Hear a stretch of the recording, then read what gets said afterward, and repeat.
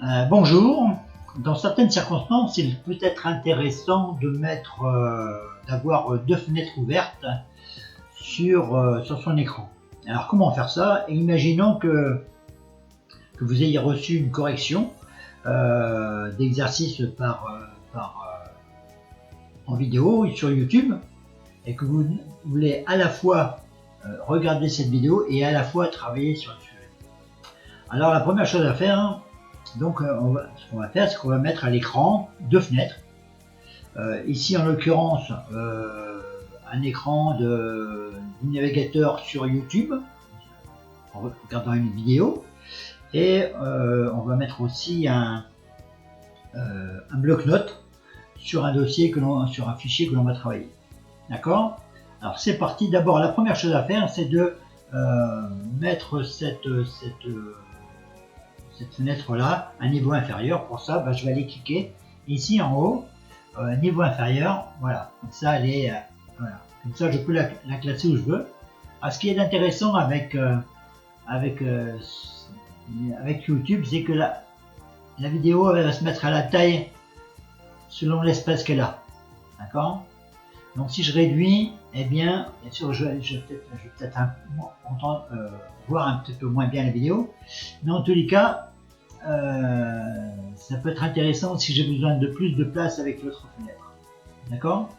Alors voilà, je vais la mettre là, et puis je vais ouvrir un fichier que j'ai préparé, c'est le corbeau et le renard, parce que justement cette vidéo fonctionne avec le corbeau et le renard.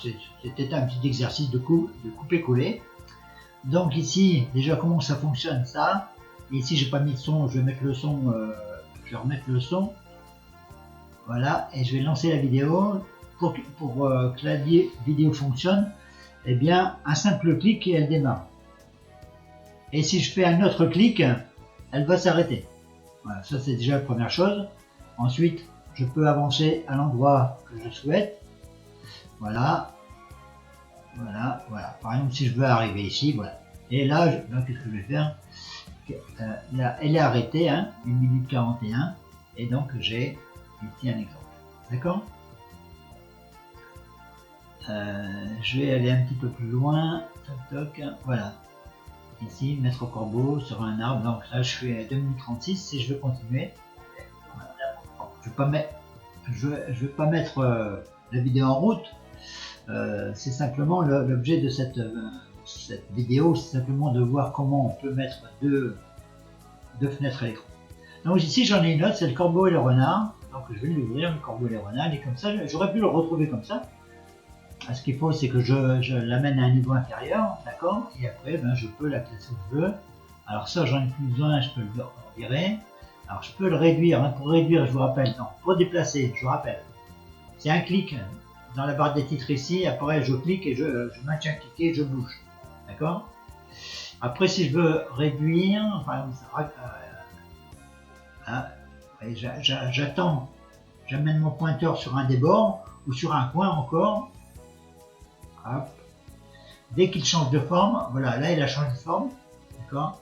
Et donc, je clique et voilà, je peux le réduire un petit peu. D'accord? A priori, j'aurais peut-être pas assez de place parce que je vois que ça va sur deux lignes. Donc je vais réduire plutôt ici ma vidéo. Hop, je la redéplace. Comme ça, je peux rouvrir. Voilà une façon. Voilà comment on peut avoir deux fenêtres à l'écran. Bon, c'est des choses dont je me sers de façon, pas tous les jours, mais de façon régulière quand j'ai des travaux à faire. Eh bien, j'ai un exemple d'un côté et je continue de l'autre.